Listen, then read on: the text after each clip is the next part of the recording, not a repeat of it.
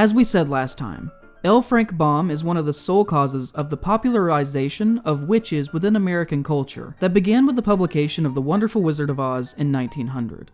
In the early silent period of film, there were actually a lot of different adaptations of Baum's Oz books before the iconic 1939 film that were all pretty horrific in their own ways, and the argument could be made that these are retroactively the first witch horror movies. And this is pretty accurate, because the original Oz books are a lot more upsetting than we like to imagine them being, because of our association with the Judy Garland film.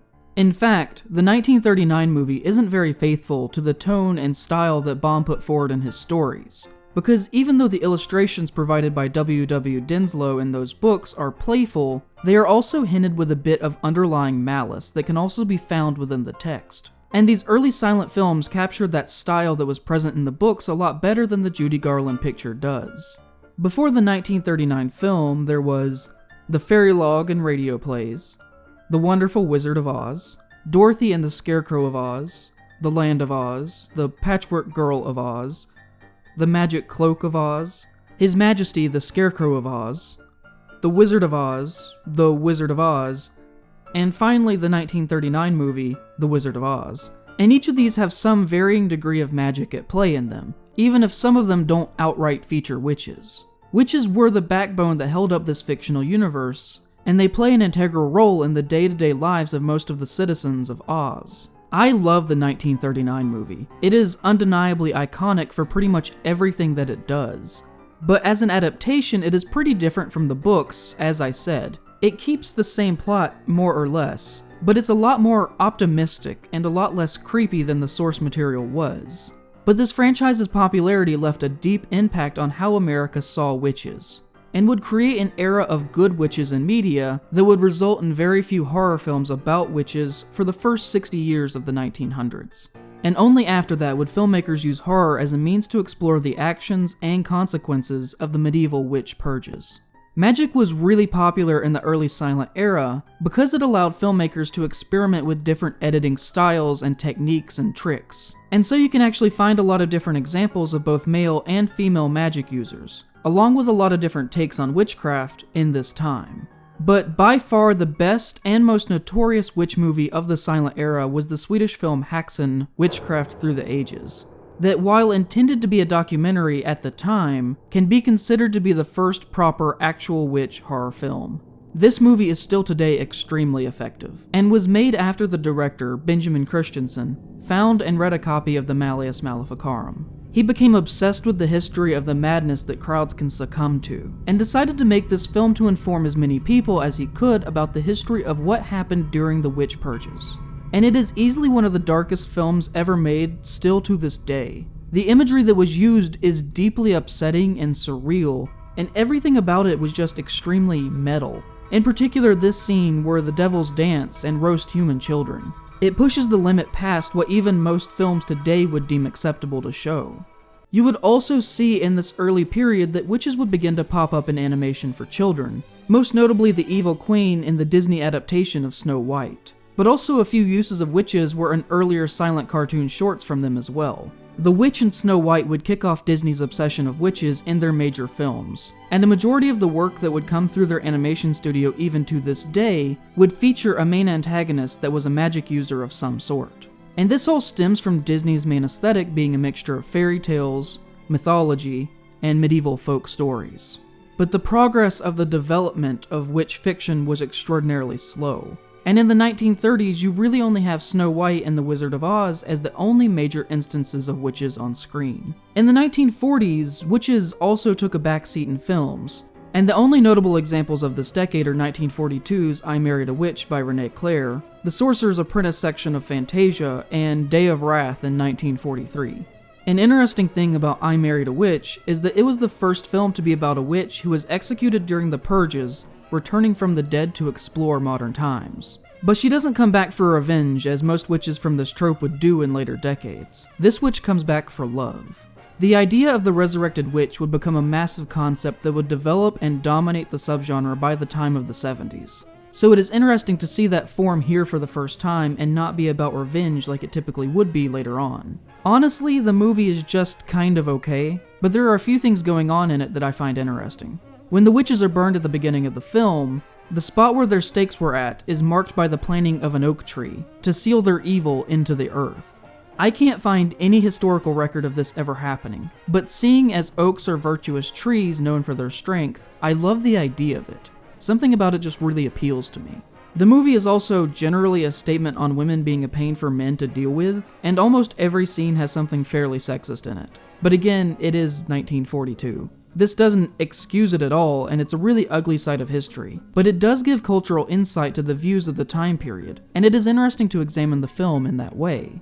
The witch causes problems for Wallace throughout the early portions of the story that he has to deal with, and he finds that he is annoyed by her, but also desires her physically, and there exists a divide within him over that, which cultivates in him leaving his fiancée for the witch in a similar way that Shep would later do in 1958's Bell, Book, and Candle.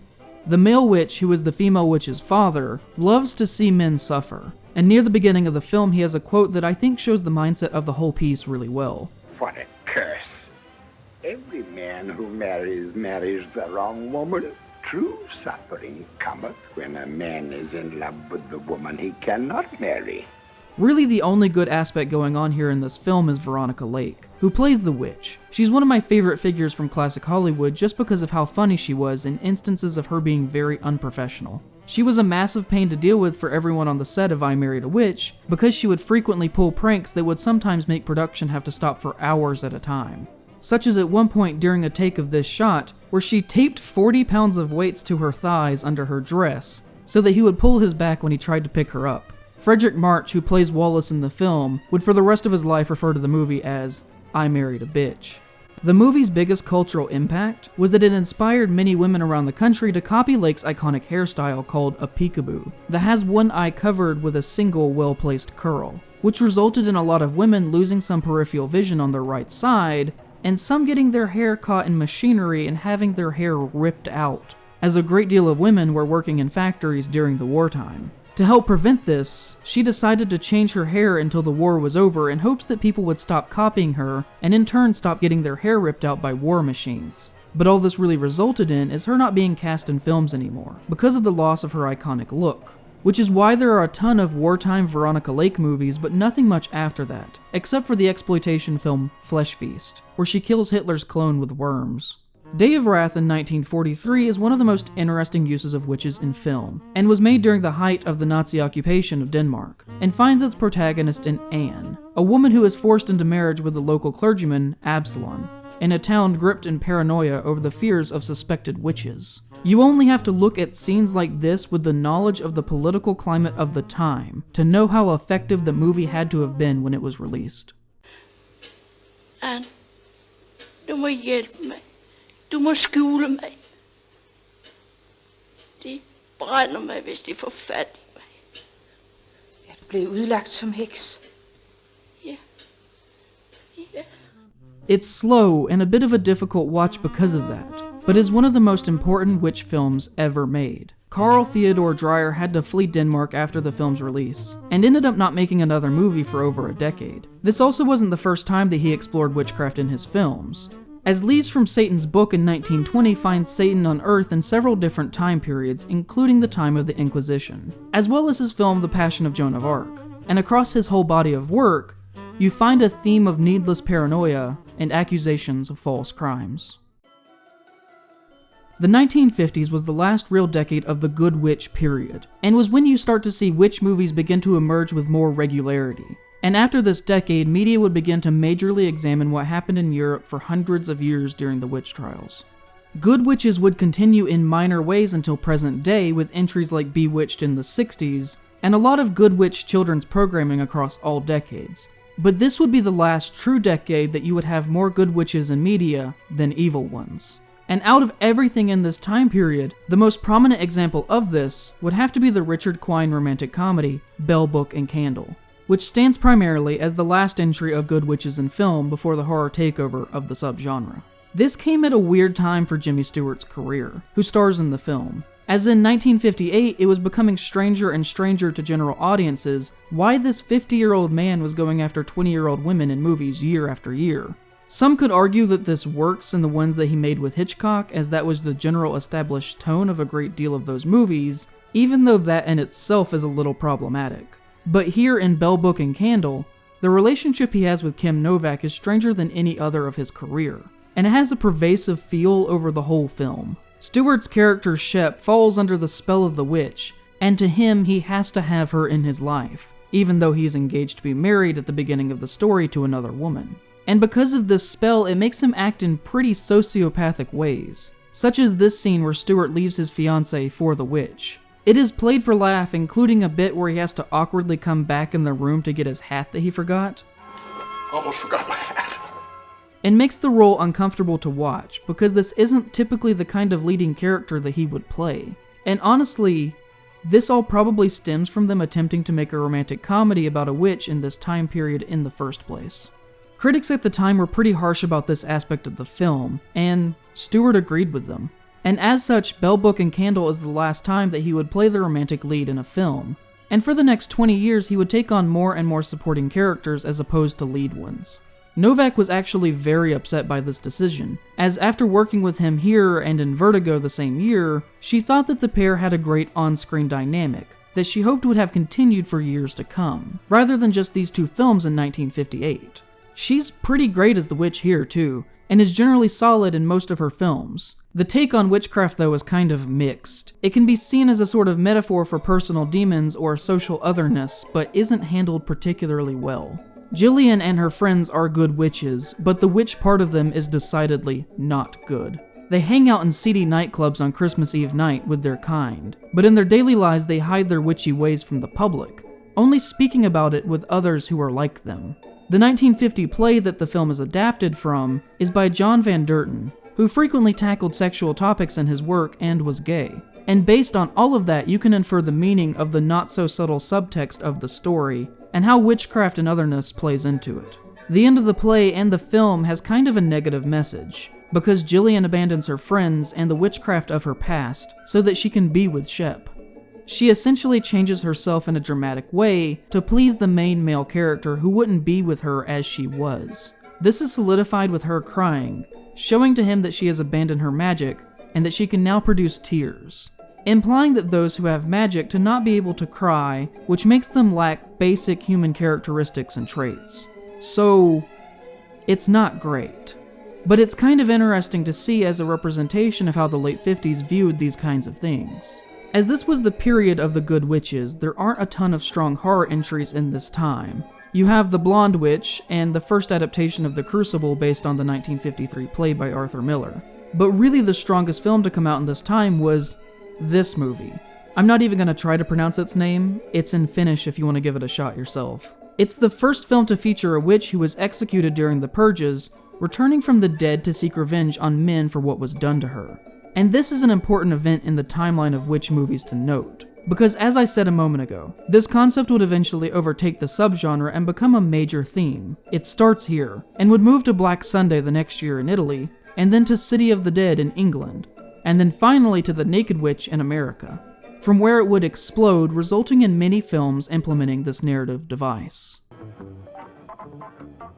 The 60s was truly when the witch craze in media began, and everything changed within the genre as it shifted for the first time to mainstream horror, with the releases of Black Sunday and The City of the Dead in the fall of 1960.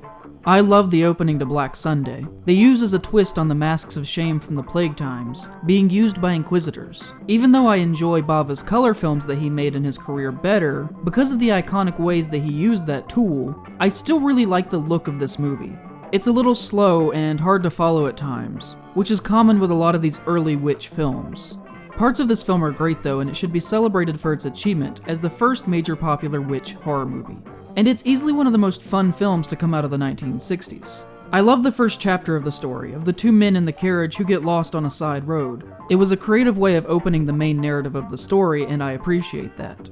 Being released 1 month later, City of the Dead is a great yet somewhat campy exploration of witches that was made by a British studio, but set in America, played by British actors doing mediocre American accents. This leaves the movie feeling somewhat weird, because everyone just sounds slightly off when they talk, which ends up helping the film by making it feel even more dreamy than what they were going for.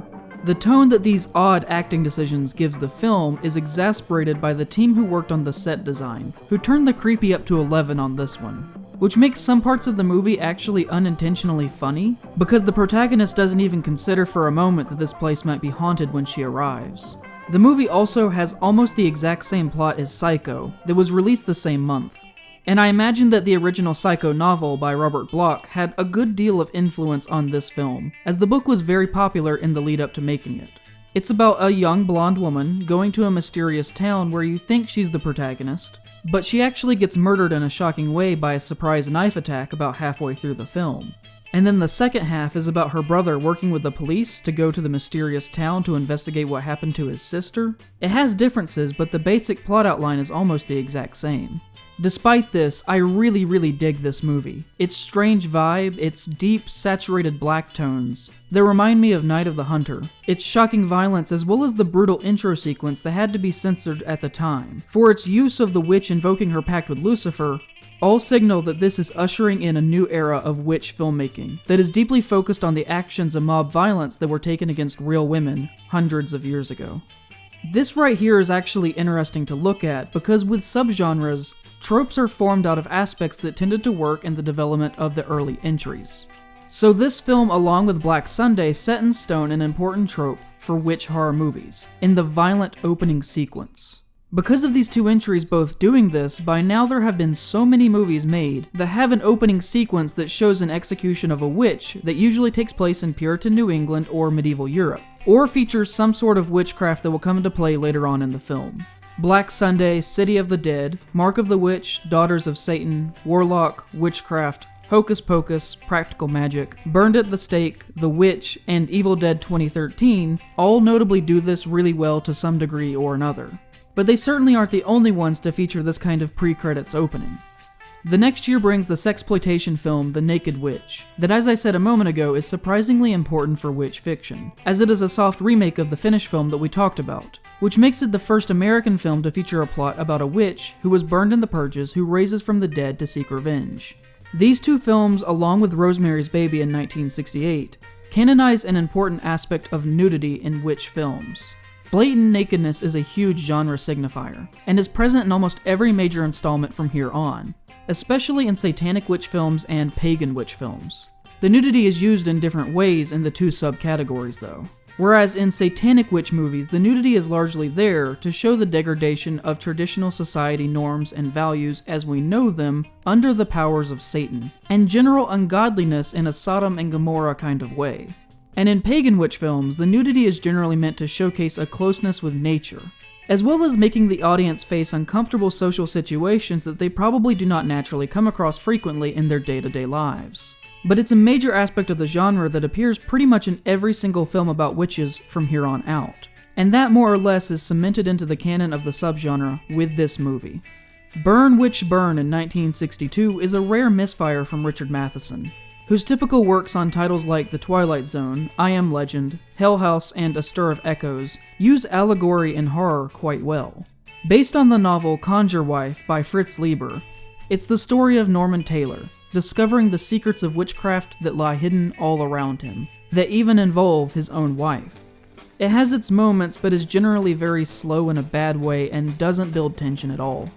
The novel was adapted 2 other times, Weird Woman in 1944 and Witch's Brew in 1980, both of which are similarly not very good films. The best part of the whole thing was actually added to the beginning in America after the movie performed badly in England. For marketing purposes, they tried to drum up the idea that the film was so scary that it was literally cursed. Audience members would be given packs of salt to throw over their shoulders and a scroll with an ancient incantation to ward off evil spirits if they got too scared during the screening. And before the film begins, the screen would go completely black, and the lights would be turned off. And the voice of Paul Frees would bless the audience to try and protect them from spirits that they may contract while watching a film that was this horribly evil. I am now about to dispel all evil spirits that may radiate from the screen during this performance. O creator of Hecate, Damkina, Marduk's messenger, It's a wonderfully campy idea, and it's a shame that it was wasted on such a dull movie.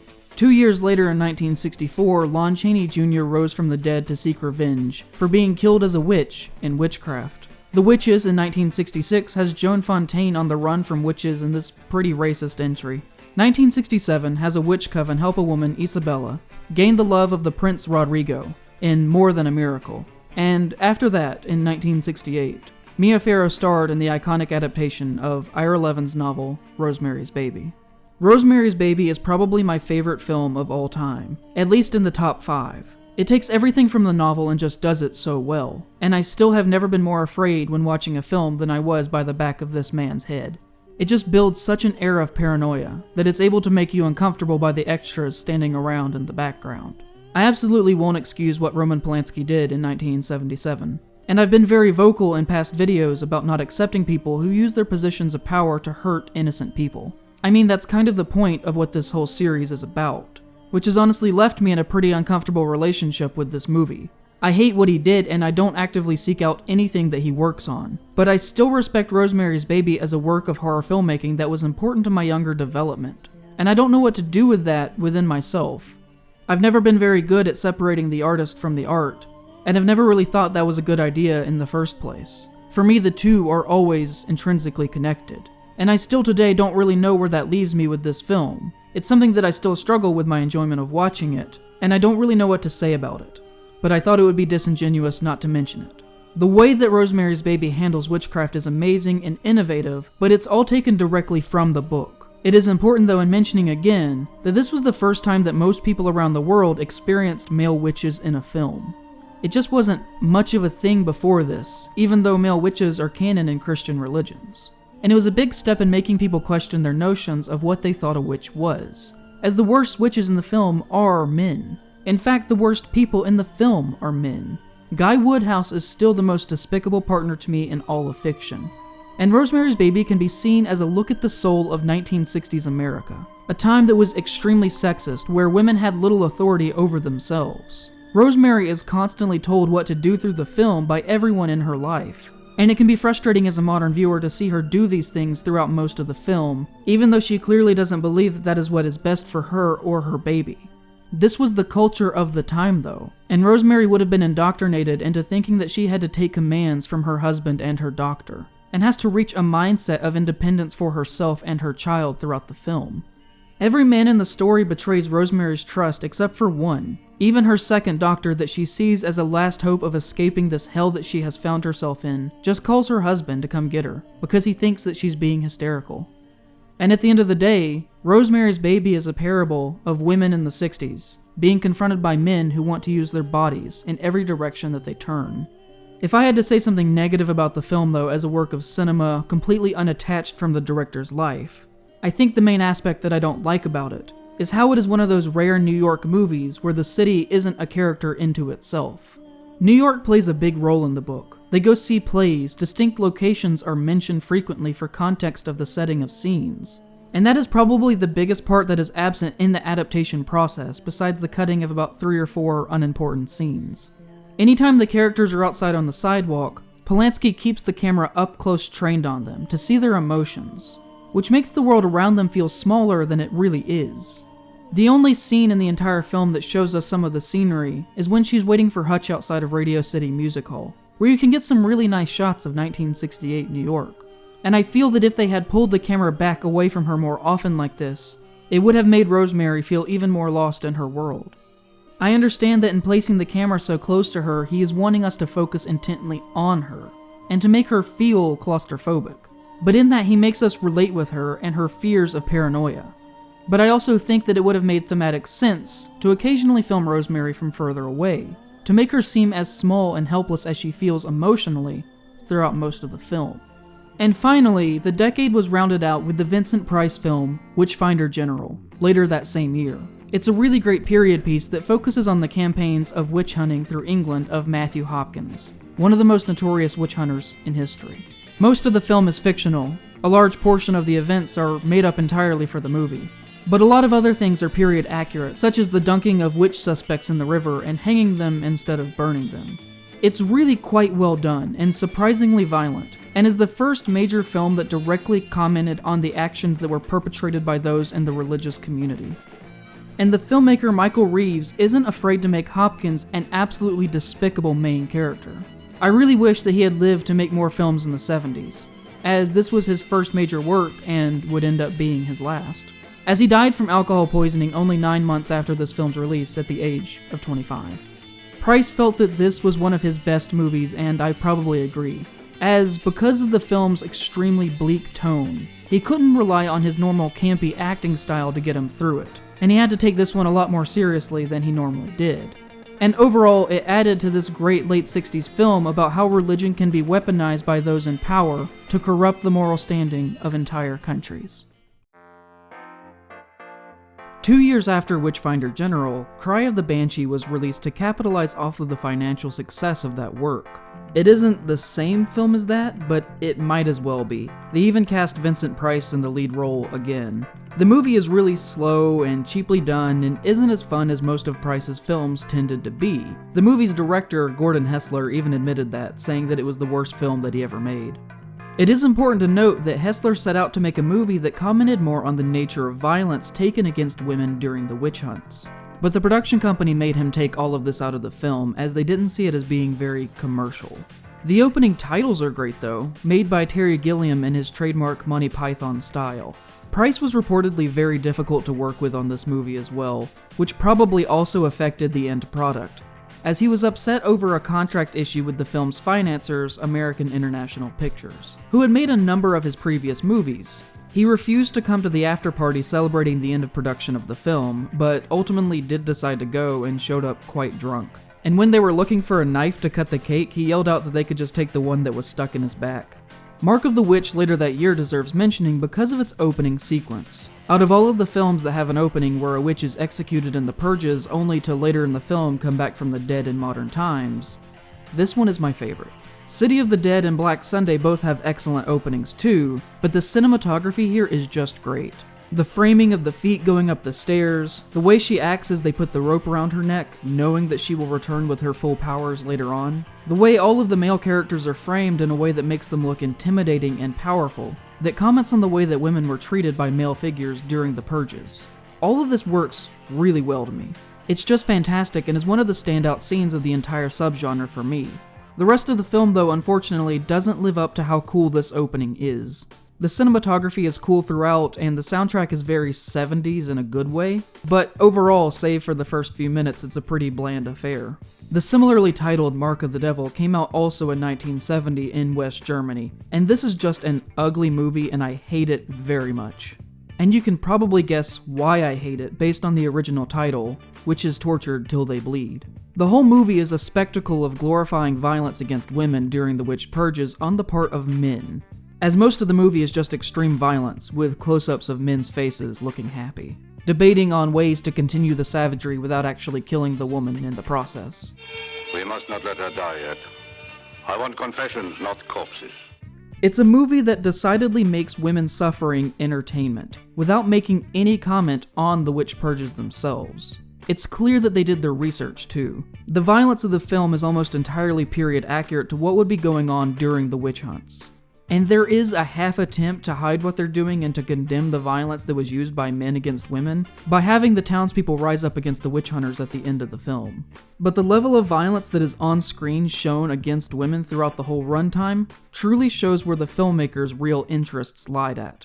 The Devils in 1971 is one of the best, most innovative films ever made, and that isn't an exaggeration. It should be remembered as a classic. And if you're wondering to yourself right now why you've never heard of this movie before if it's that good, it's because the film has been purposefully hidden from the public since its first release. And we're gonna get to that in a second. Now, I typically avoid plot details as much as I can when I talk about films on this channel. I think just rehashing the plot beat by beat is about the most boring way to critique a work of art. But because this film's plot is so steeped in actual historical ideas from the purges in an allegorical sense, more than just about any film of the subgenre, I'm gonna have to spoil most of what happens in this movie. And because of this, I'm going to give you a spoiler warning, so skip to the time shown on screen right now if you want to avoid hearing anything else about the Devils. The story begins in the midst of a difficult political time in France in the 1600s. Protestants and Catholics have been embroiled in constant wars, and Cardinal Richelieu, in conversation with King Louis XIII, believes that in order to stop the spread of Protestantism throughout France, all defensive walls surrounding cities left over from past centuries should be torn down, so that the Protestants don't take a city and build a stronghold within its borders. Meanwhile, in the walled city of Loudun, the governor dies and leaves the protection of the citizens and the land to the head priest of the area, Grandier, who, while respected by most in the area, questions internally the institution of the church.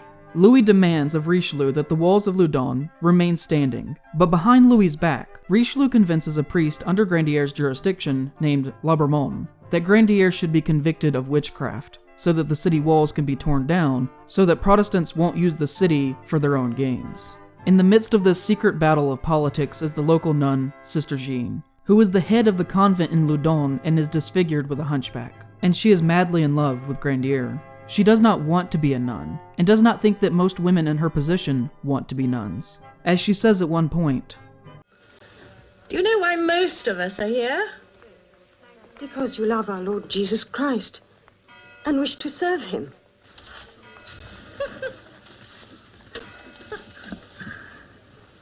Most of the nuns here are noble women who have embraced the monastic life because there was not enough money at home to provide them with dowries. Or they were unmarriageable because ugly, a burden to the family. But she knows that she took an oath when she joined the sisterhood, and her lust over Grandier causes her to go through an internal crisis of faith that contradicts that oath. And when she finds that Grandier has secretly married another woman and broken his own vows of celibacy, she is driven insane by the position that she is in life, and the pressure of the world bearing down around her on her shoulders. And in a moment of pure emotional response at how horrible the world has been for her, she declares that Grandier is a witch, and has placed demons inside of her. The Devils is an allegory for the motives and emotions behind the central groups involved within the movement of the European witch hunts, with each character being a symbol for a larger group at that time, with Louis being representative of the vanity of royal power during the purges, Richelieu of clerical power, Labermont as a religious figure willing to go along with the madness of the purges despite his personal beliefs, the witch hunter bear of the sadistic patriarchal atrocities of the time, Grandier as one of the few who is willing to stand against the insanity of the purges, and Jeanne stands in the midst of it all as an average woman of the time, under constant pressure from the community around her, that doesn't feel that she should even be allowed to exist as a person. Here, Father Grandier and Sister Jeanne struggle to stay within their roles as a priest and a nun, respectively, as everything about their emotional stance contradicts their place within society. And all of their conflicts are born out of this battle between the chaste life of the clergy and the very nature of existing as a human being. But Richelieu and Louis XIII are the Ned Beattys and network of this world. They are the top and are not confined to what is expected of them by society. They set the standards themselves. Louis here is very much queer-coded, but at least in this film I don't think that that's a bad thing. There is a basis in history to support it. Men oftentimes would play the part of women in plays like they do here, and Louis was suspected of being gay in his time. But I think the real inclusion of why it is so forefront in the movie is to point out the hypocrisy of what they are doing.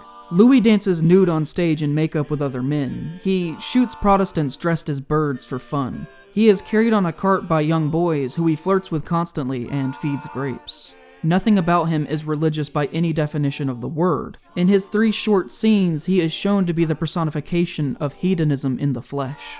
Richelieu, who is representative of the upper levels of the church, obviously does not care about any of this at all, as shown in every one of the scenes that they share together. In fact, in each of these moments, he compliments Louis on how impressive he thinks that these things are. And the filmmakers make a point of having Louis' kiss to Richelieu's ring last a very long time.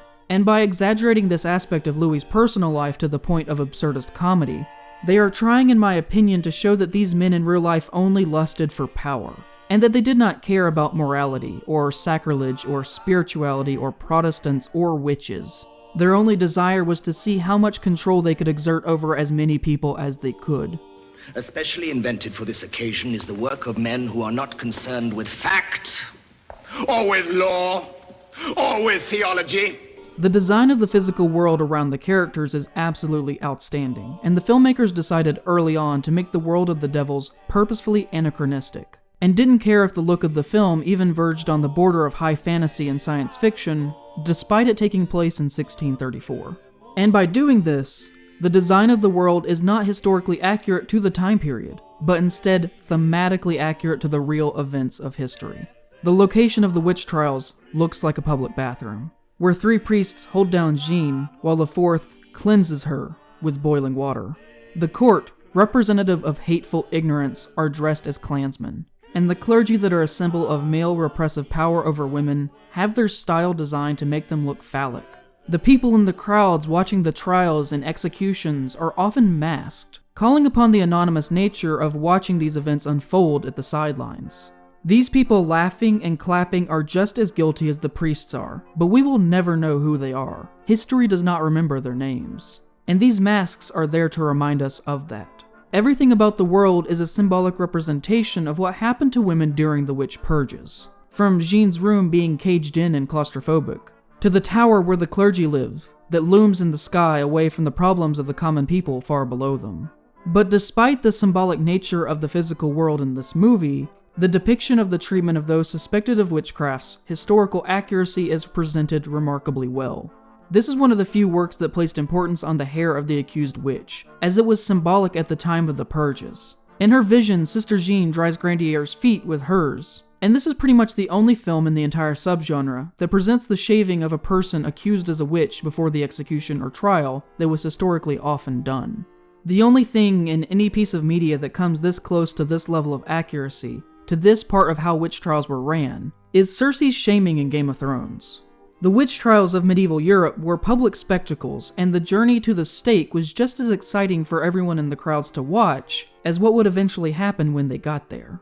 And the sequence here where Grandier is beaten and dragged to the pyre is shockingly accurate, and shows the most realistic depiction of a European-style witch execution than any other film in the subgenre.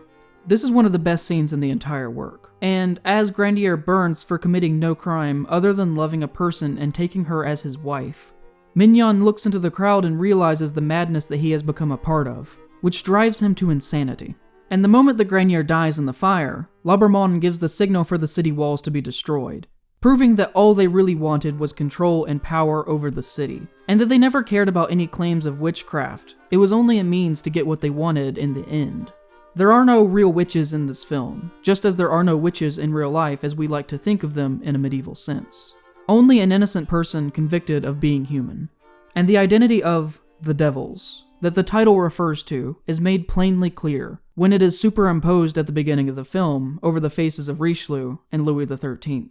Men who wanted power and the ability to punish women for only existing were the devils of this time period. And this film isn't afraid to say that. This movie wasn't scared to just go there with its subject material. It pushed boundaries and audiences did not respond well to it at the time at all, with most rejecting to one particular scene, where Granier appears as the figure of Jesus to Sister Jean in a vision. She licks the wound in his side in a very suggestive manner. And another where Jean, in her depression and insanity that this world has left her with, pleasures herself with the charred leg bone of Granier. It is a horribly bleak film, but that is appropriate considering the horrible bleakness of the time.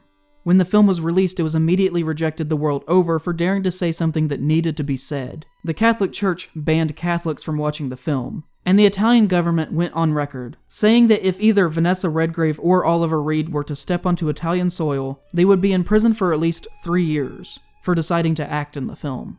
The movie did, though, win Best Foreign Film that year at the Venice Film Festival, and I like to think that pissed him off. American film critic Judas Christ said that the film was a grand fiesta for sadists and perverts. Derek Malcolm said it was a very bad film indeed. Roger Ebert gave the film 0 stars, which is kind of strange to me, because if you read his review, he seemed to respect the work as a film that was bold enough to carry this kind of message, even though he found the subject matter to be personally challenging.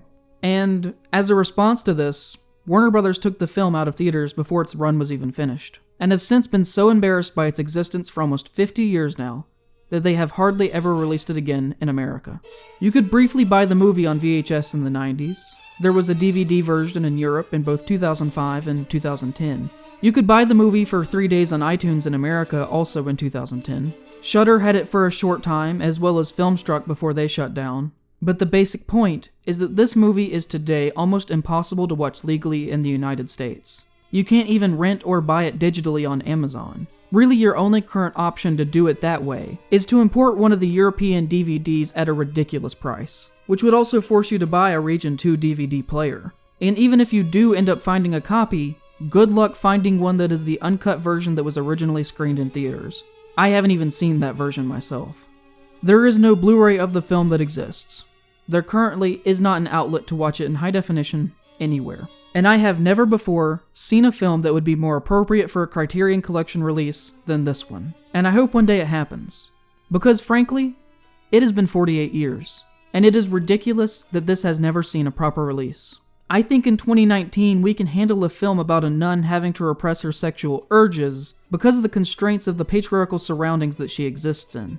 Next year, according to John Waters, Warner's is going to release a Blu-ray version of Pink Flamingos. And that movie is way more wild than this one is, so the decision to keep this hidden away from the public is absolutely crazy to me. The Devils is an amazing film, and is the best film to depict witches and what happened in the Purges that has ever been made.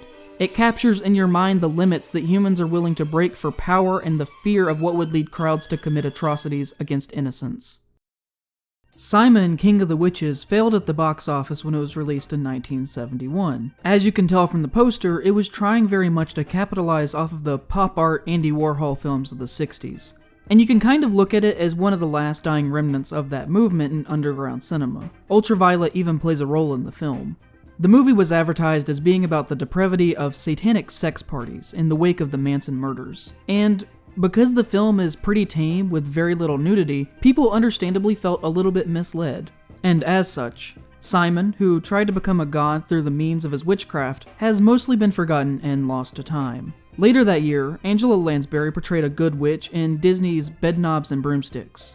And a young man named Jody found himself involved with a woman named Melissa, who ends up being a witch possessed by the devil in The Touch of Satan. People tend to forget this, but before Magnum P.I. started in 1980, Tom Selleck and his mustache had a bit of a shaky beginning to his career. He acted consistently throughout the 70s, but appeared in a lot of films that he wouldn't be caught dead in now, such as Divorce Wars, Myra Breckenbridge, Terminal Island, and the 1972 film Daughters of Satan. This finds Selleck buying a 300-year-old painting of 3 witches being burned at the stake, because the main witch closely resembles his wife. This ends up being a very bad decision for him. The movie isn't amazing, and doesn't do a ton other than to continue solidifying the idea of witches from the Purges coming back from the dead for revenge. 1972 also saw the release of Virgin Witch. While it is absolutely an adult film in every sense of the term, it actually has a surprising amount of nuance hidden within it.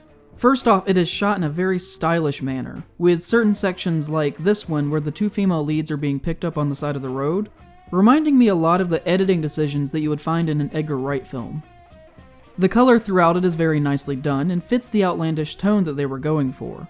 And there's a lot of shots here that I would love to show you that demonstrate this really well, that for obvious reasons I cannot. The film is at least attempting to make a comment on the witchcraft movements that were going on in the world at the time, where people were using magic as a means of self-empowerment. As noted by the 2 main witches of the coven being named Sybil and Gerald, an obvious nod to Sybil Leek and Gerald Gardner, who we covered last time. In her spare time away from the coven, the lead witch Sybil runs an advertising company that she describes as putting a spell on the masses. And this is kind of apt to me, as in this decade, advertising was becoming more and more ubiquitous in the world, and comparing it to a modern version of a spell isn't entirely inaccurate. The film is also really close to making a comment on the nature of sex, the female body, and human sexuality surrounding witches that dates back to the trial of Helena Schuberin by Heinrich Kramer in 1485. But it never quite gets there. Which is upsetting, even though it does come surprisingly close to saying something important and profound at several points. The treatment of the women in the film isn't great, as is pretty much expected of a 1972 dirty movie. The 2 sisters who are the main characters of the film are actually played by real sisters, Anne and Vicky Michael, and appear in a lot of scenes together. They co-starred in a string of 1970s horror films together, and from what it seems they probably thought that this would be more in line with those types of movies, and were apparently very uncomfortable during the entire production of this film. They later disowned it creatively and no longer mention it or comment on the film in their websites or in any interviews. The Japanese film Belladonna of Sadness in 1973 is the type of movie that deserves a video unto itself. It is the kind of movie that truly tests the limits of what cinema and animation can be, as almost the entire movie is just a string of still images with narration over top it. And because of that, this won't be for everyone, and would be hard to recommend to most people, even though there really isn't anything quite like it, and I find it really cool. The art direction in this film was amazing. It had several great posters that went along with it, and it just shows you how much you can do with so little resources. Creativity so often breeds in limited places.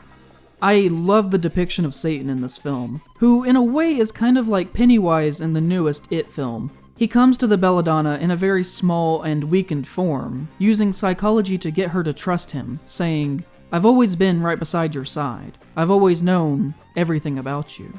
And only after she trusts him does he begin to grow, eventually becoming the size of a mountain. Her belief in him is what gives him strength over her. If you haven't noticed, his design is also graphically phallic, almost vulgarly so at times. The whole film is a meditation on how women were treated by men during the witch hunts, and having her powers granted from a literal symbol of masculinity solidifies that in the narrative.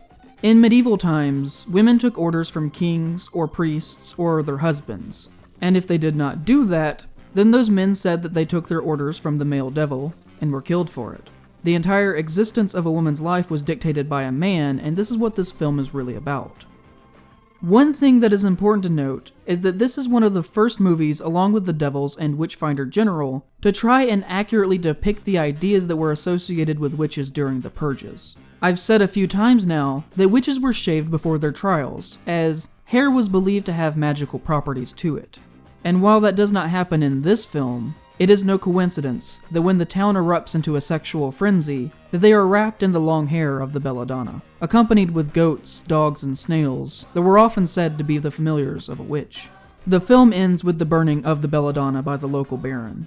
The priest in the film earlier warned that even if a witch is burned, her pride will remain here on Earth intact. And as she is on the stake, the faces of everyone in the crowd is replaced with her own. And the film ends ambiguously, with this famous image of Lady Liberty leading the people by Eugene Delacroix, which, in its own surreal way, I believe says that everything around the world is connected. This is a Japanese film about something that happened in Europe hundreds of years ago. Even though the purges happened, and that there isn't anything that anyone can do about it now to reverse that, they can, however, be used as an example to learn from it and change for the better, to ensure that any event like them in the future never happens again. Also in 1973, George Romero released Hungry Wives, which was originally titled Jack's Wife, which are both horrible titles, and are probably why the film was the financial failure that it was, and was eventually re-released with the final title of Season of the Witch. Romero as a storyteller is best when he combines social commentary in layers under his horror. Night of the Living Dead tackled race issues in the 60s. Dawn of the Dead commented on poverty, race, and the rampant commercialism of the time. But here, in my opinion, Romero presents only layers upon layers of social critique, with little to no horror frosted over top of it. It isn't a bad movie, but it is a slow one, and won't be for everyone. I personally love the low-budget 60s and 70s John Waters-esque films that were made for no money, starring the director's friends that you have never seen before or ever will again. They remind me a lot of the stuff that you could find on early YouTube, and I think both of those movements had similar motivations. I love the homemade quality of them, with extreme over-the-top acting that can somehow at times feel more raw and vulnerable than anything in a mainstream picture. And this film is absolutely that. I love the actress who plays Shirley in particular. You think it's so outlandish? Well, you're getting there too, kid. Over the hill. One of these days you're gonna find yourself lying there with some jackass between your legs. The film focuses on Joan, who is married to an abusive husband and has a rebellious daughter. She has nightmares of men breaking into her house to assault her while she's alone, and of her husband, who locks her in a dog kennel because he has to go away on a business trip, who decides to take her life, her independence, and her happiness into her own hands and become a witch. It wouldn't surprise me if at some point between making his second movie There's Always Vanilla and this one, that he found a copy of Lolly Willows and read it, because thematically the works are very similar. Romero in his films was always interested in the social constructs of the sexes. even going back to his first film, Night of the Living Dead, with the contrast that he presents with the male and female characters and their dynamics as they bounce off of each other in different ways. And so here, in Season of the Witch, I think that comes to the forefront more than any other film of his career. Joan is worried about aging, and the film is bookended with this idea. As in one of the first scenes, she looks in a mirror and sees an older version of herself reflected back at her. And at the end of the film, she again looks into a mirror after killing her husband and fully becoming a witch, to see herself as a strong, independent person, no longer afraid of what the future might hold for her. The last scene of the movie is the same as the first. The women of the neighborhood are gathered at a party. They all laugh and talk about their suburban lives. And we're left with the image of Joan, who somehow has changed and no longer fits within the scene as she once had. As 1973 ended, Carol Baker dabbled in witchcraft in the exploitation film Baba Yaga, known in some regions as The Devil Witch. And Edward Woodward went on the hunt for a missing young girl on Summer Isle in the folk pagan witch film The Wicker Man. Enough has been said on this one in other outlets that I don't want to spend a ton of time on it here, because we still have a lot of ground to cover, and it only sort of relates to witchcraft.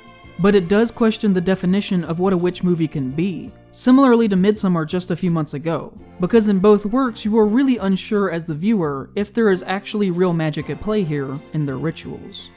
1976 had 3 witch movies released, with the first being To the Devil, a Daughter, which finds a young woman Catherine under the clutches of Father Rayner, a priest played by Christopher Lee.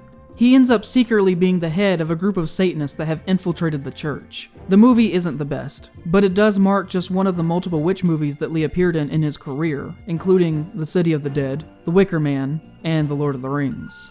Inquisition that same year takes us back to the Purges, where a witchfinder general falls in love with a woman, who is secretly harboring Satan inside of her. And finally, Brian De Palma directed the adaptation of Stephen King's debut novel, Carrie.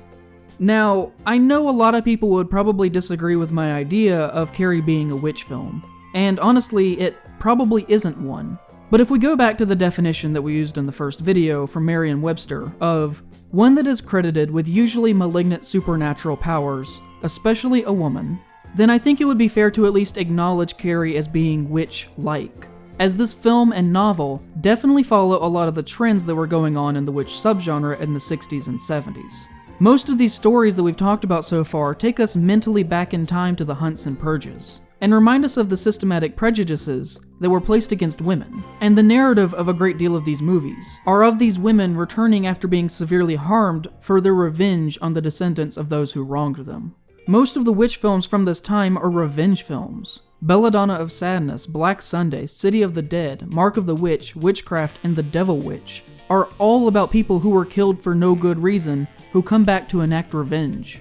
And in that vein, I would argue that Carrie is no different. She isn't killed in a literal sense, but she is symbolically in the opening of the story in the locker room. She's on the verge of becoming a woman. Her mother is obsessed with her virtue and sexuality, and in the end, Carrie gives them all what is coming to them through the use of her magic. And I love that movie for being analogous to what was happening in the movement of witch films at that time. The 1977 Mexican film, Carta, sparked controversy at the time of its release. It follows a young girl, Carta, who lives in the orphanage run by nuns, who starts a sexual relationship with another girl there named Justine. The two one day are playing in a field and come across a roaming band of gypsies at a funeral, and in the process become possessed by Satan and wreak havoc on the commune. The film is emblematic of a ton of themes that are important to the narrative of witch films dating back to the Purges. Nudity, the female body, violence, sisterhood, religion, otherness, and sexuality are all at play here. We have to remember that our primary idea of witches was born out of the Malleus Maleficarum, that was created out of a response to Heinrich Kramer's obsession with Helena Schuberan's sexual history during her trial. And so I think movies like this and The Devils that portray witches in religious settings, that deal with themes intense as these, are important to recognize. The movie was also influential on Guillermo del Toro, which he saw when he was younger, and even though the film has been largely forgotten to time, he has mentioned it on multiple occasions. And finally, later that same year, the decade was rounded out by the release of the first of Dario Argento's 3 witch films, Suspiria. And I don't have to tell you that this movie is great. The colors, the music, the acting, and general tone are all fantastic. and it is probably one of the most well-made horror films of the 70s and all time on a technical level. The use of dream logic is really cool here as well. The film has a definite structure to it, but oftentimes there are scenes that only work in a dreamlike setting, leaving the film half traditional and half surrealistic, in a way that I think has helped its legacy to live on. It's my favorite Argento film, and one of my favorite witch films, and everything about it just works really well. The witch here is the first of what Argento refers to as the Three Mothers, and each of these would go on to receive their own film, forming a thematic trilogy.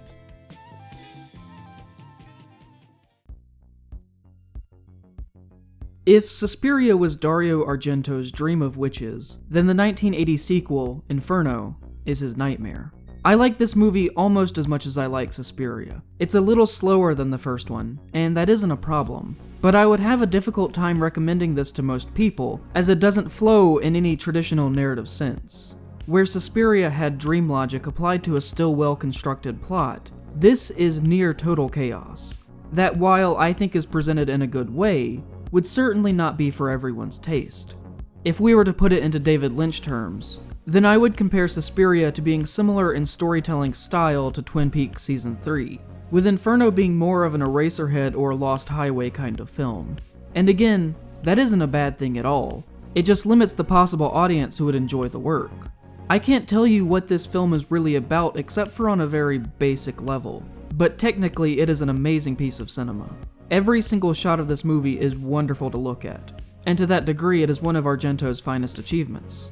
The color work is outstanding, and the slow camera movements that creep down hallways and through old libraries reminds me of Kubrick's The Shining that would be released just a few months later after this film. Inferno deals with the Mother of Darkness in New York, the second of the three witches that he would revisit one last time later in his career. And I love the implication that the presence of the witch is corrupting the morality of everyone around her. It makes her feel truly powerful even though she's hardly on screen for the whole movie. It's a concept that he would again revisit for the next sequel, The Mother of Tears, where gangs run through the streets causing mayhem and violence. But I think it works better here in this one, as it's much more subtle and upsetting, such as in this scene where a man falls into a lake and is being eaten alive by rats. And a hot dog vendor who sees this runs to what we as the audience assumes to save him, only to just start stabbing him while he's being eaten alive for no apparent reason. Every character acts like their decision-making abilities are under the spell of a dark presence, and it adds a level of malice over the whole story that few others have. But more or less after the 70s ended and everything was said and done, the witch genre kind of took a back seat for several years. This is really strange to me, as this was the period of moral panic surrounding Satanism and worship of the devil. But with that, surprisingly few witch movies were made as a reaction. Whenever you have a social panic over a perceived issue, within the next few years, horror generally responds in an allegorical fashion. So it's a little confusing to me that this didn't happen here. In the first few years, you have fairly generic movies like Witch's Brew, Burned at the Stake, which is known in some regions as The Coming, Superstition, The Sword and the Sorcerer, Sorceress, and Something Wicked This Way Comes, with the only real standouts in the first 5 years of the 80s being Inferno, Halloween 3 Season of the Witch in 1982, Mombi the Witch and Her Hall of Severed Heads in 1985's Return to Oz, and The Fantasy Witches in Dead Time Stories. That movie is a bit of a mixed bag, and I honestly wouldn't recommend you seeking it out. It's a series of 3 horror short films that are being presented as stories being read to a child by his uncle who is babysitting him, in a Princess Bride kind of style. The first story is about the witches and was originally intended to be the entire film, but they couldn't come up with the budget, so they had to make up the idea of the uncle telling the stories to his nephew, and 2 other additional stories that could be done cheaply, and it shows. The witch story is fantastic and is one of my favorite 80s horror pieces. It also has a really great opening credits sequence, which I appreciate in a film, but despite that, the other 2 stories, along with the parts with the uncle, are pretty horrible. So even though it has an amazing example of 80s short horror fiction, it does unfortunately, in my opinion, deserve that 4.7 rating on IMDb. That first segment, though, is a high fantasy witch story, about 2 witches who are trying to resurrect their 3rd dead sister, who was killed for practicing her craft.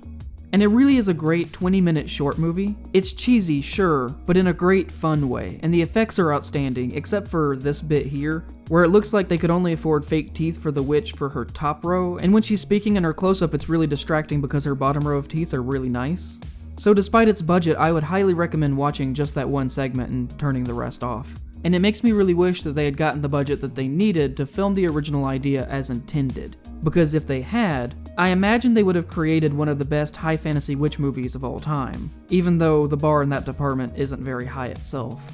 So even though the decade started out mostly rough, it ended with a series of some of the best witch movies ever made, as here in the second half of the 1980s, the reclamation of the witch narrative begins to unfold. Whereas before, in almost all of the movies of the 60s and 70s, witches were a thing to be feared as agents of Satan by primarily men that should be destroyed with fire. You can look at them as revenge films, as I like to do, but there is a large portion of the audience who would have seen these witches similarly to how their ancestors did, as evil creatures aligned with the devil whose sole existence is to harm men. But now in the 80s, you start to find a lot of stories that take the stigma away from being a witch and the word witch itself. These are more about the self-empowerment aspect of modern Wicca-style witchcraft, even though a good bit of these movies are still satanic witch films. And liberation is a theme that is often explored in this time. Witch movies in the previous decades weren't actually about the witches themselves in a lot of cases, but rather about how witches affected the lives of men. The witch was coming back for her revenge for what was done to her by men in the past, but the main character of almost every one of these films were men. And in these 2 decades, we had to experience these female stories through the viewpoint of the male perspective. But here that now shifts, and the witches were finally put in the focus of the camera, and we were finally allowed to have fun main characters who were witches, rather than only having historical symbols that hovered menacingly over the films that were about their own revenge. This largely started off in 1987 with The Witches of Eastwick. In my opinion, this is one of the best witch movies ever made. The cast is really excellent and everybody gives fantastic performances. But the best part about it is its take on witchcraft, for me at least, and its themes of solidarity and sisterhood. If you haven't seen it, it focuses on the quaint New England town of Eastwick that a man has recently moved to that nobody can remember. Every time he's around, everyone can see him plainly as he is. But the second he's gone, he too then vanishes from their memory, leaving a hazy gap of time to whoever he spoke to. His name is Daryl Van Horn, and he's probably the devil. He quickly becomes friends with a group of 3 women, Alexandra, Jane, and Sookie, and one by one he seduces them, and convinces the trio to enter into a polyamorous relationship with him in his mansion just outside of Eastwick. And they agree to this. Over the course of the relationship, they begin to gain witchy powers, and become the talk of the town. But where the brilliance of the movie comes in is that they ultimately reject Van Horn and his hold over them. They cut him out of their lives, and when he gets angry at this, they kill him and live as sisters in his house together without him. There isn't a great place to insert this concept organically into this video, but it probably works best here, as I just wanted to take a moment to point out the reoccurring number 3 in witch fiction. That is another major genre signifier.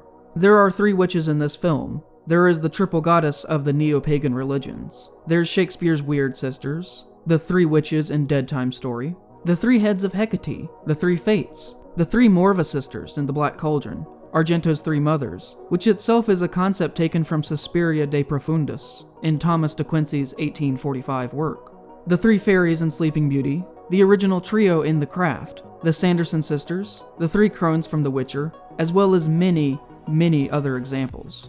And I really appreciate this trope because it has literally been developing for thousands of years at this point, across literature, art, film, and other media, from many different locations around the globe. Van Horn near the end of the movie gives a speech to the citizens of Eastwick about women being the plight of men, echoing very closely the type of language that Heinrich Kramer uses in the Malleus Maleficarum, about women being a necessary evil, in a can't live with them, can't live without them kind of mentality. And overall, the message of the film is that it rejects the typical notions of satanic witches that the Maleficarum laid out, and says that despite Van Horn's opinion, a woman does not need a man to gain internal power from, and that she doesn't need a man to validate herself. And through this, the movie largely destigmatized the label of being a witch, as Alexandria, Jane, and Sookie are easily the most normal women in the story, and aren't religious fanatics like everyone else who lives in Eastwick. The movie shifts the stigma away from them in a nice way, saying that the people in the religious community were the ones with the real problem back in the purges. It says that a woman can be resourceful out of her own volition, and the act of killing a figure representative of the power of Satan in the film is a direct comment on overthrowing the constraints of sexism within modern society.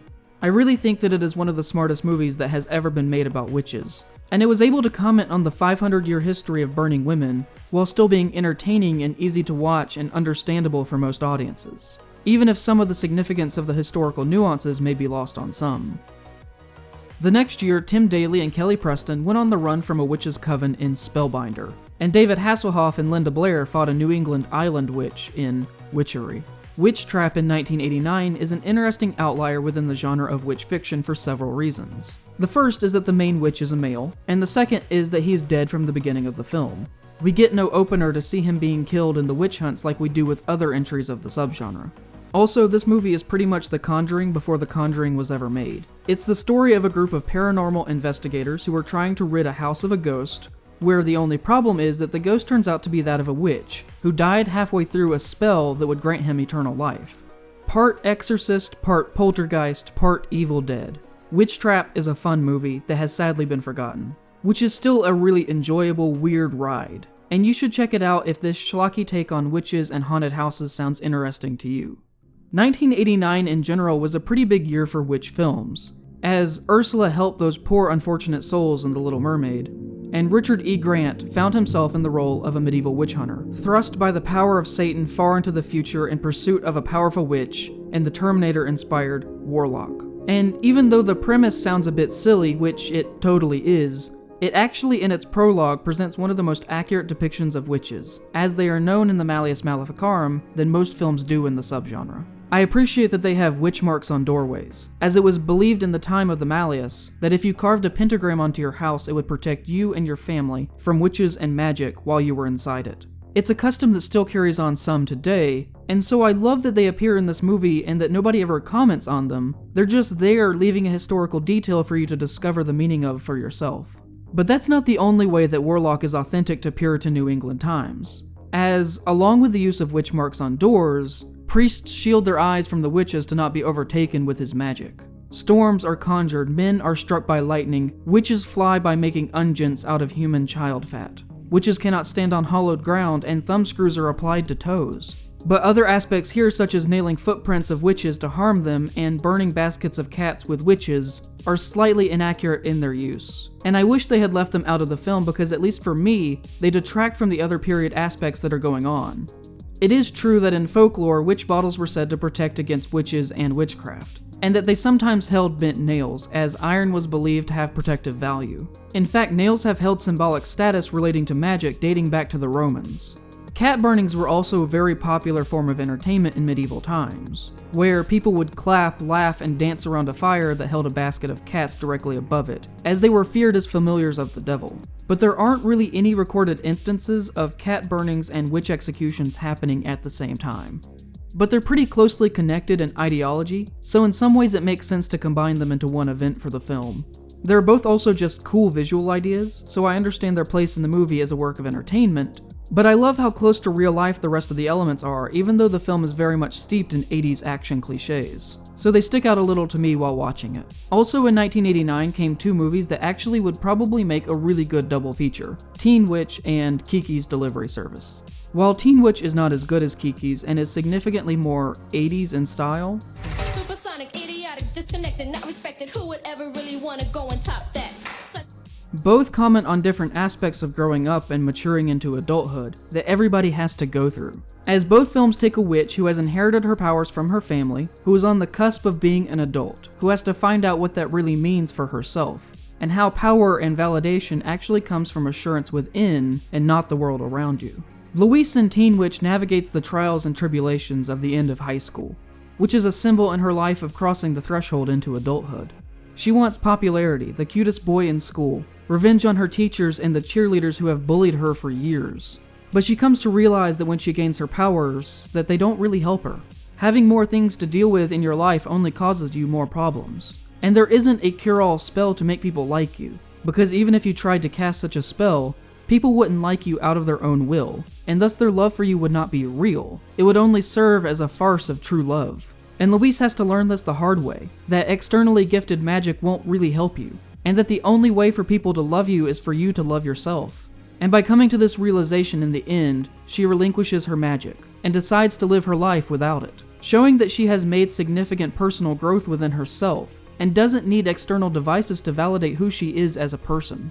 And in this, Louise shares a lot with Kiki, who goes on an adventure to a far-off city to stay a year so that she can become a fully fledged witch. Kiki has trouble making friends, she isn't popular, and she doubts herself. And as a result of this, she loses her magic and her ability to talk to her only real friend. She finds that she can no longer fly, and at the end of the day she has to come to the conclusion that her magic comes from her confidence within herself, and that her power is generated from her assuredness within. And only when she decides that she doesn't need the validation of those around her is she able to fly. She has to find her own meaning in her tasks and in her work. Only when she learns from her friend Ursula, who lives alone in the woods, that it is okay to be weird and to be seen as different, is she able to be free with herself, and to be the person that she is meant to be. And I love that message. Kiki, Teen Witch, and the Witches of Eastwick each defy the traditional witch story that has been present up until this point in film, in different ways. They recontextualize the narrative to be about individualism and self-powerment, and I view each of these movies as being the major touchstones in the transition of the witch genre in film, from satanic witches that are meant to be burned, to movies about misunderstood, strong women, who may be for one reason or another social outcasts, that find power and happiness in themselves, and their importance in the genre couldn't be said enough.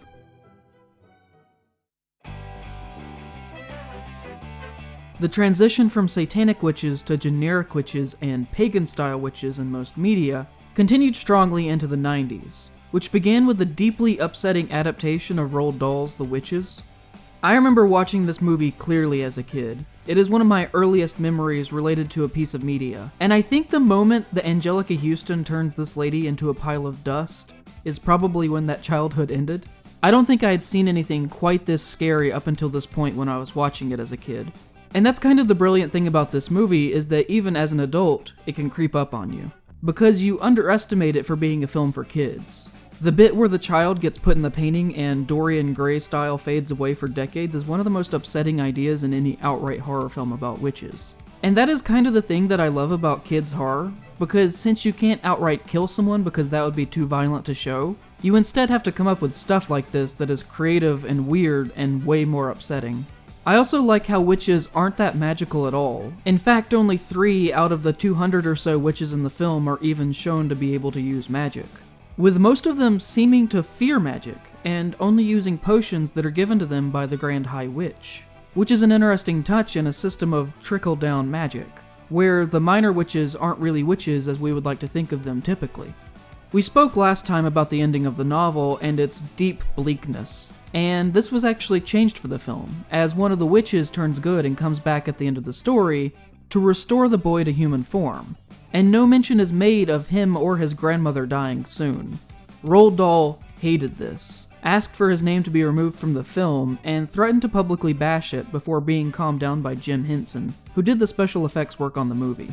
And even though I think his reaction is a little bit much, I agree with Dahl, and like the dark tone of the ending of his novel better in its fairy tale style. 3 years later in 1993, Bette Midler stole the best scene in film history with Hocus Pocus. I know that at this point it's cliche to talk about how good Hocus Pocus is, but I really love Hocus Pocus. Everything about it is just fantastic, and even as a kid's movie, it is insanely watchable as an adult. But for me, what I love most about it is that it is really the only mainstream work of children's media that features satanic witches, and it's a Disney movie. They don't even try to hide it. The movie really is one of the best representations of this type of medieval witch that Kramer invented in the Maleficarum. They have sexual relationships with Satan, they turn men into beasts, they fly on broomsticks, they have black cats, they can possess the minds of people, they make potions, they do harm to children for spells, they conjure storms, raise the dead, sacrifice virgins, the whole works. There is a lot going on here with the witches, and it makes them lively and great to watch. Hocus Pocus is essentially a movie in the same style as Black Sunday or City of the Dead, about dead witches coming back for revenge. Except here the witches are allowed to be more fun elements of the movie instead of somber, more bland horror villains. It's only 96 minutes long, and in that they're able to tell a great story and also at the same time educate children on the basic history of satanic witchcraft and the treatment of women during the witch hunts. And even though the movie is well loved, I don't think that this aspect of it really gets enough credit in that regard, because you will find more accurate information here with the Sanderson sisters that is based on actual historical documents than you will in most other movies made about witches across all decades. And I think that's an awesome thing for a children's movie to be able to accomplish. In 1995, Clive Barker wrote and directed the horror film Lord of Illusions, and the next year saw the release of The Craft, which is one of the most fun horror movies from this decade. And I really love here that the cost of magic is explored more than any other film of the subgenre. It's an idea here that appears quite frequently, especially in witch films where the witch is the main protagonist, but is usually not expanded upon much. But here in The Craft, when they begin to push the boundaries of what is possible with magic, the magic begins to push back on them in pretty severe ways. I love how this is represented by dead sharks washing up on the shore in their town. It's such a weird idea and doesn't have a ton of meaning behind it, but when they see it, they know that they've messed up badly. The group here aren't satanic witches, but are pagan-like, and it's alluded to that the magical system used here isn't good or evil, but instead is like nature, a spectrum of events that good or evil cannot quantify. But this is really the first big American film to feature a pagan representation of witchcraft, and is pretty much the only film since The Wicker Man to show this, and should be acknowledged as such. I love it, and it's one of my favorite of the 90s.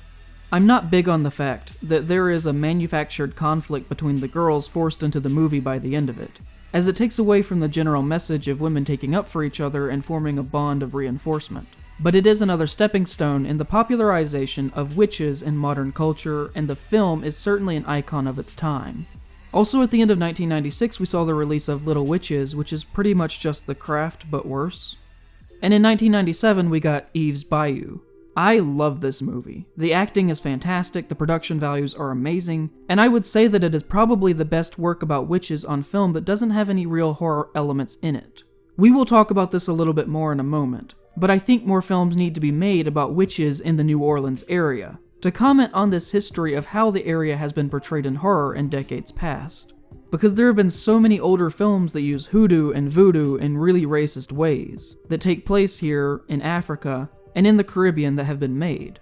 And there still needs to be more work that comments on the painful harm that these movies have done, because there were a ton of them and they're all really awful. And films like 2005's The Skeleton Key, where a white protagonist explores the history of this, with the help of black side characters who only serve to give information and context to the protagonist and the audience, don't cut it.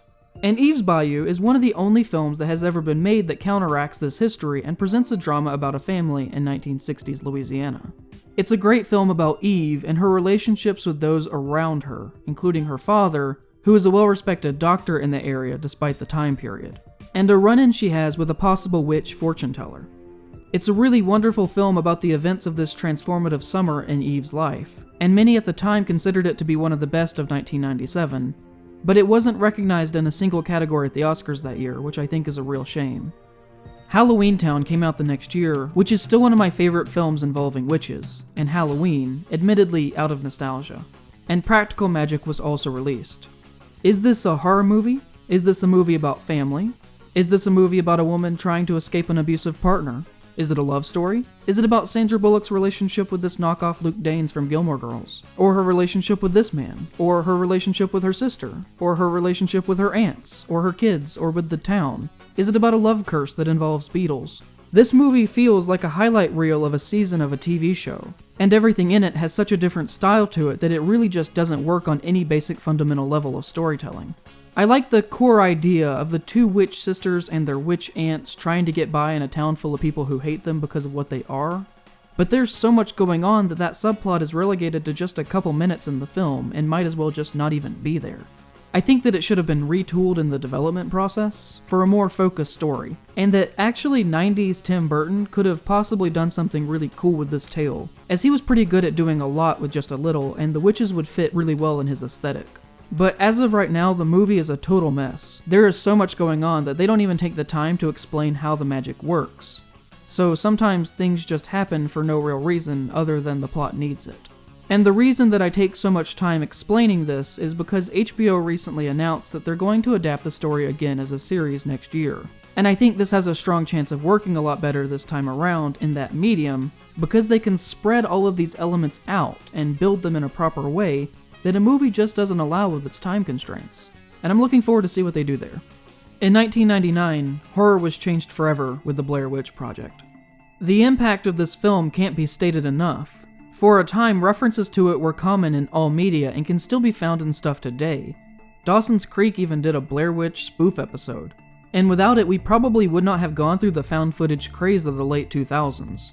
And when I said that Blair Witch changed horror forever, it wasn't really entirely in that way, as primarily Blair Witch changed the way that films of all genres were marketed. The tagline of claiming to depict true events goes back decades and wasn't original to this film, even though the filming style made it more believable to a lot of people. But Blair Witch was one of the first films that used an intensive online marketing campaign that would be standard today for many films.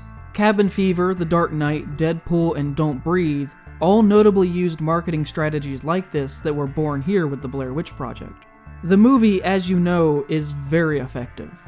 The bundle of teeth and hair that they find, the figures in the trees, the shaking of the tent, Heather talking directly into the camera, and the friend standing in the corner are all iconic 90s horror moments. And even though the witch in the film is little more than a plot device that allows the story to be told, it is still a great entry into the subgenre given to us from a unique perspective. And with that, the 90s ends. And really the only thing that I can say here is that it is the first decade that the subgenre didn't follow a certain path. You get all kinds of movies and shows with all kinds of styles of magic and witchcraft going on. This is representative of witches becoming more common in different forms of media, but also makes it harder to critique as a movement in film. And on a sociological level, this is a good thing, as it shows that witches were becoming more and more destigmatized in the culture and becoming more acceptable to be shown in art for all demographics, and are no longer just villains in horror movies. They can be main characters. But it also makes it difficult to talk about because witches now cover so many broad ideas. And it's the first time that you can't definitively say what witches meant for a decade, as here witches can finally mean anything.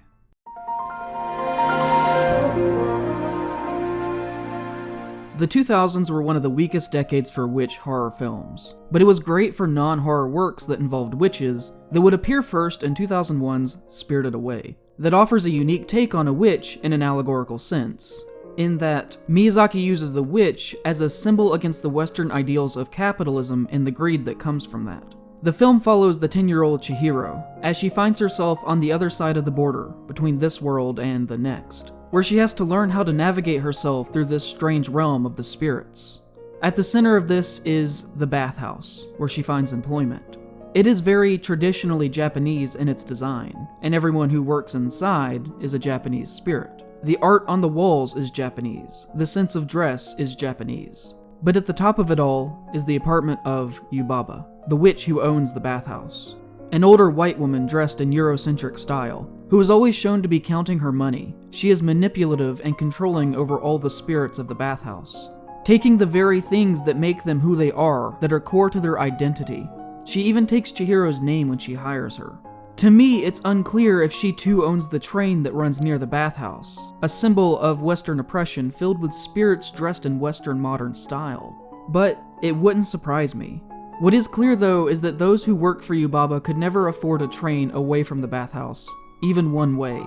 When Komaji, the boiler man, presents Chihiro with a ticket so that she can try and save her friend Haku, Lin is shocked to see that he owns one.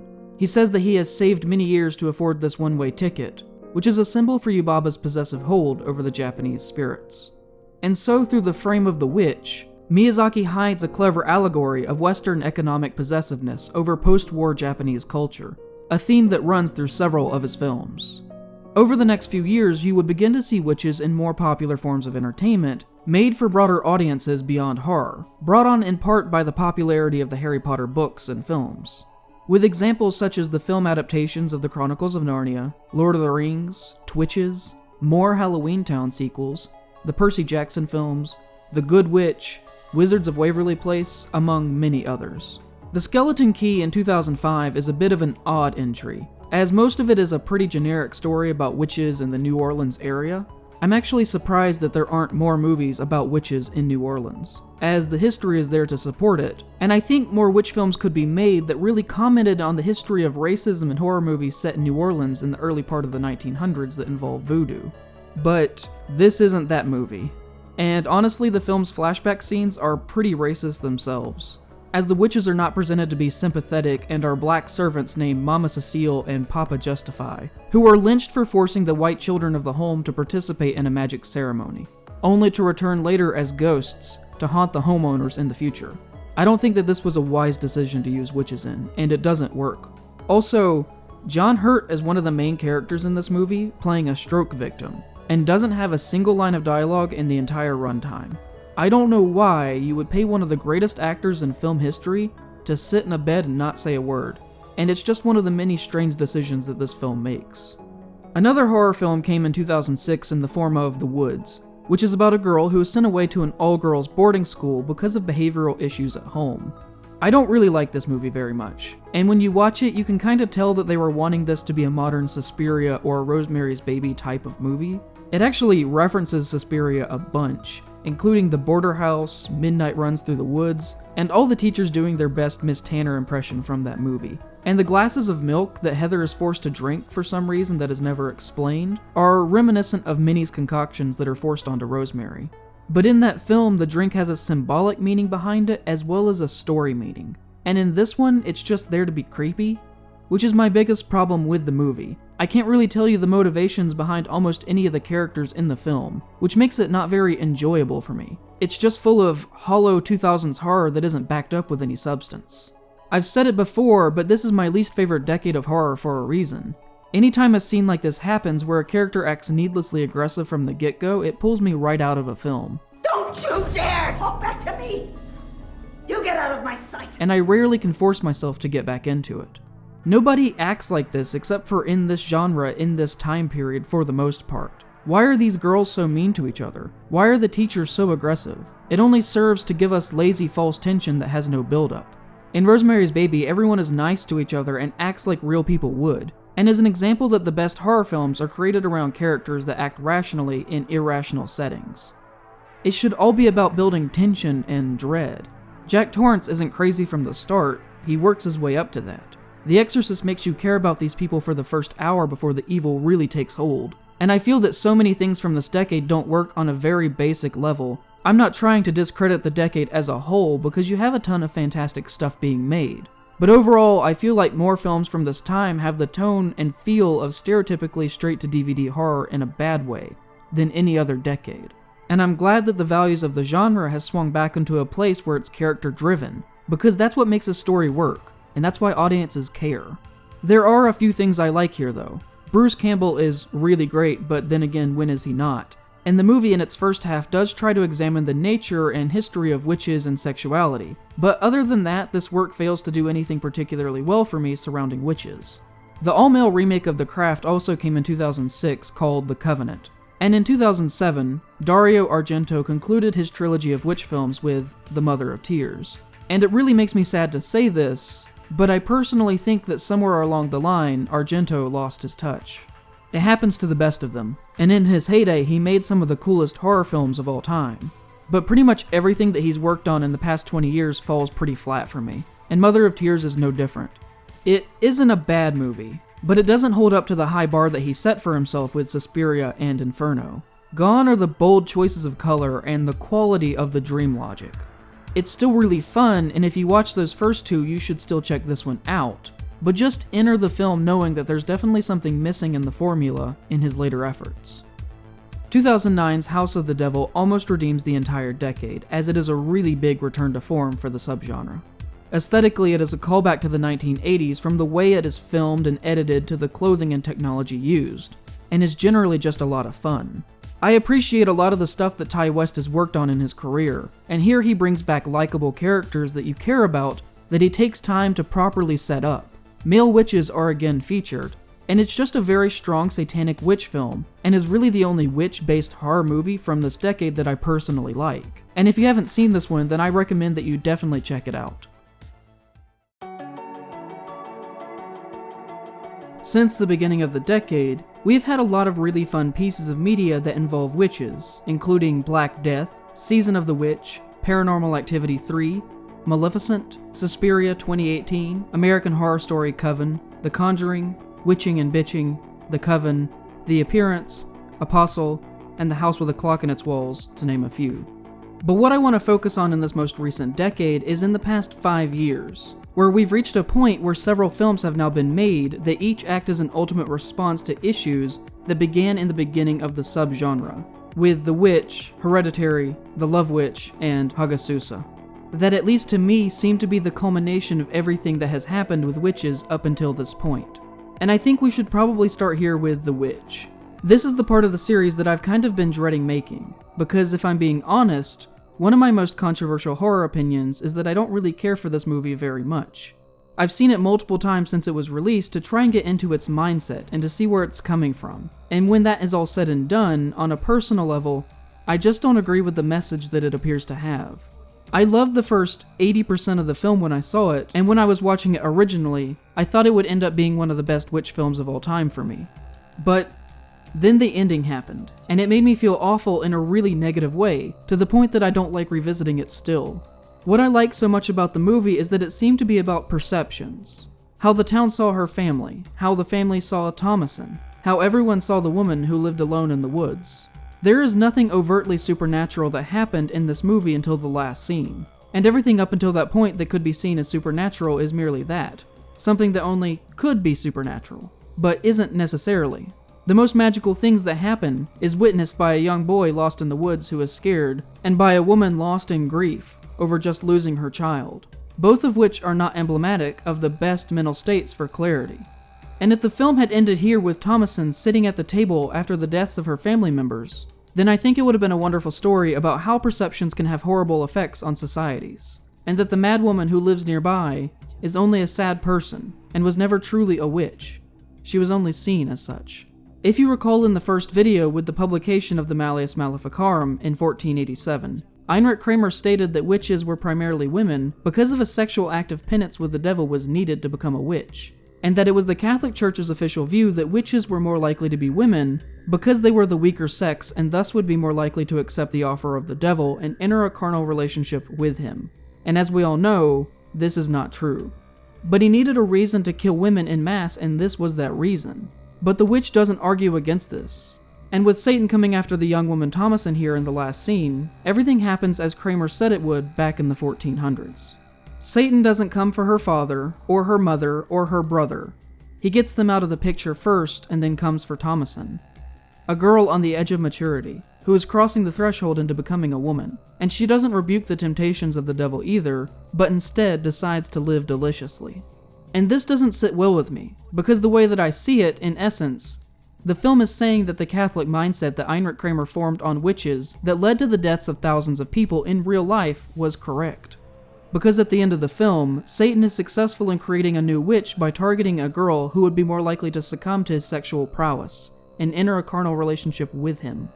When Thomason goes with Satan to the Black Mass at the end of the film, there are no men around the fire, only women. And I just think this is an extremely regressive take, and it makes me not enjoy the film as a whole upon revisiting it, because I know where things are leading. The movie literally ends with a card that reads, "This film was inspired by many folk tales, fairy tales, and written accounts of historical witchcraft, including journals, diaries, and court records. Much of the dialogue came from these period sources." They leaned so heavily into making a work representative of the mindset of the time period that they didn't bother to actually critique the period that they were depicting. And so to me, Thomason deciding to become a witch at the end of the film and falling into Satan's trap, instead of rejecting that ploy and taking charge of herself and her destiny, makes the film embrace this theory that was literally formed in The Hatred of Women in 1486 by Heinrich Kramer. It more or less validates what he says. If I were to play devil's advocate against myself, then one could argue that the main message of the film is that the definition of what you are is what the society around you says that you are. That basically a person's social standing is decided for them and not the other way around. This is first brought up in the story when Thomason's family is exiled from the village, and is a persistent theme. Many people around Thomason, most notably her younger siblings, call her a witch throughout the film. It's an identity that is forced onto her by others, as it historically was done to many women. So you could argue that deciding to be a witch at the end ties in with everyone saying the whole time that she is a witch. But I feel like you have to dig a little deep for that and ignore other evidence that happens in the film, like Thomason calling herself a witch first before anyone ever accuses her of being one. As a work of cinema, it is really scary and disturbing. It is effective on at least that level as a horror film detached from history. And there are scenes that I truly love here because of that on their own, particularly the one with the bird. But the film is clearly not detached from history. And at the end of the day, I think the filmmakers didn't allow us to know the psychology of this character enough, to learn her true motivations throughout most of the runtime. She doesn't have anyone that she can truly speak plainly with in her life, and without that we can't tell how she really feels in some of these situations, which is also accurate to the lives of many women in this period. But without that, it makes the story, at least on a surface level, seem to be agreeing with the theological theory that was developed in the Malleus Maleficarum, because Thomasin accepts the ploy of Satan. The witches of Eastwick rebuke the devil and kill him, and in turn man's control over them as women. They take what they want and make lives of their own where they are both happy and prosperous. Rosemary Woodhouse, when she learns of the witches' plot against her, takes herself and her baby on the run to try and make her destiny her own, and only then finds her downfall when she puts her trust in a man, her doctor, who should be a symbol of someone who should be trusted 100% of the time. He betrays her trust and acts as if she is not of sound mind. The worlds of Rosemary's Baby, the Witches of Eastwick, and The Witch are all men's worlds. They are controlled by men, and that is made plainly clear in the works repeatedly. But two of those critique the nature of that world and what that means for the people who live in it, while the other only presents it as it historically was, adding little to no commentary. Rosemary's Baby was made in 1968 and makes, in my opinion, a more progressive statement on witches and the nature of the world and how people fit into it than this movie did in 2015, almost 50 years later. The filmmakers of The Witch would know these things. They would have read the Malleus Maleficarum. They were proud at how accurate this film was to the period. They would not have included the card at the end of the film had they felt they weren't well researched and prepared. And I think in trying to make a film as period accurate as possible, they ended up making a movie that doesn't take much of a stance on anything, that pretty much agrees with the theology of the Catholic Church in the 14 and 1500s. And since then, Ari Aster has put out 2 witch films, Hereditary and Midsummer, that explore the nature of satanic witches and pagan witches respectfully. Both of these films are some of the strongest genre pieces in the past few years, and are the best modern popular witch horror movies. The wailing emotions that characters experience, the building tension of conspiracy as darkness grips tightly around them, and the plain evil that hides in normal settings. I think that both of these movies are much better than The Witch, and show that you can present very upsetting horror stories about trauma and otherness involving witches that don't rely on medieval Catholic dogma. Hereditary has male witches that worship the devil, and the entire goal of that film is for the demon to convert the main male character into being a vessel for him because he prefers male bodies. It is an inversion of everything that has been present surrounding satanic witches since the creation of the Malleus Maleficarum. And this is how you should make horror stories about witches in modern day, because Hereditary takes ideas present in that work and subtly says that everything about it is entirely wrong, taking a stance while still working as a great horror movie, something that The Witch, in my opinion, doesn't do. They are both fantastic and very popular for a reason, but I'm hoping for his third movie that he creates something that stands a little more on its own, as at least for me, Hereditary feels like a companion piece to Rosemary's Baby and Midsummer with The Wicker Man. This isn't a bad thing, but I was surprised to see him rub shoulders so closely with the classic witch film again for a second movie in a row.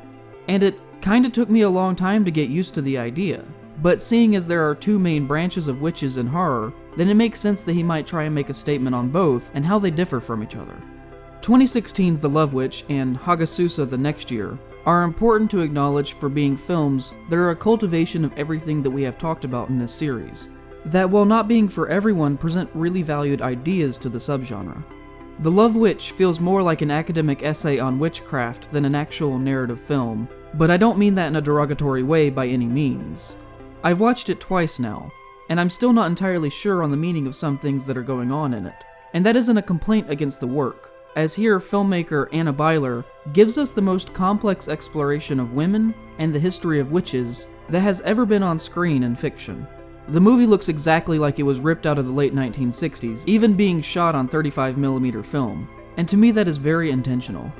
As we've seen here, the 60s and 70s were a very conflicting time for the rights of women, and this was also the time of the rise of the witch films. Considering this, it makes sense that this was the general aesthetic chosen to present this story. And because of the design decisions that were made, if you're a fan of creative uses of color in films, then you should watch this one for this reason alone. It's one of the best looking movies of the past decade. It's a little slow, it could have been trimmed down a little, but I really love it for what it is because there aren't really any films that look like this anymore that comment on this type of issue, as everything that we've talked about relating to witches is covered in depth here. with characters discussing the role that women take in life and the differing natures and forms that love can take. Hagasusa is similar to that in that it looks at what is currently going on within witch horror fiction and comments on that, specifically the witch. As this movie feels like a direct response to that film, it is shot in a very similar style and is about very similar things. But there are no devils in this film.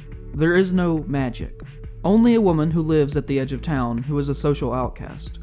Making it the only film to be presented from this important viewpoint, of somebody who was seen as being different in that time. It is kinda like if The Witch had no supernatural elements and was told from this woman's perspective, and to me I find it deeply depressing. Spinsters in medieval times were social pariahs meant to be avoided, and here in Hagasusa, we just sit with Oberon in the mundanity of her life, as she tends to her goats and her child. It is a very slow film, one of the slowest that I have ever seen, but that is very deliberate, to force us to sit and contemplate loneliness with her, and to think about what it must have been like to be seen as different to a point that people didn't even want to be seen with you because of the optics of it. One of the only scenes that she interacts with other humans, she is held down and raped. It's a movie about how vicious the world can really be. And through that, in my opinion, Hagasusa is one of the most emotionally accurate medieval witch films that depicts what life must have been like for a woman just before the accusations of witchcraft came. And even though very little happens in it, and it's not scary in a traditional sense, it's one of the most upsetting films to ever be made about witches. And with that, we have reached where witches are in film currently, but it is certainly not the end of this story. With Maleficent 2 in theaters currently, and Hansel and Gretel coming next year, as well as the continuation of the Fantastic Beasts series of films and Frozen 2, witches will continue to be presented in media just as much as they have been for decades now. The thing about this subgenre for me is that witches are one of the only instances where real-life people were turned into monsters meant for our entertainment. And I think it's very significant for witch films to acknowledge this history. Even movies like Hocus Pocus, where the witches are still villains, I think were important to make, because they exposed people to the concept of seeing witches in their daily lives and normalized that. We went from evil monsters rising from the dead to seek revenge on men, to the same concept but now it's fun, to being allowed to use witches to comment on any aspect of the human condition. 20 years ago, people were burning witch books out of religious fear, and right now, one of the most uplifting figures in children's media aimed at young girls is a witch. And to me, that is a spectacular thing to have happened here. Because the witch purges did happen, and now that it is normal to see witches in films, they can be used in any way to tell stories using themes that people need to see, that honor those who were lost to the bigotry and hatred all those years ago. And I, for one, am excited to see what comes next.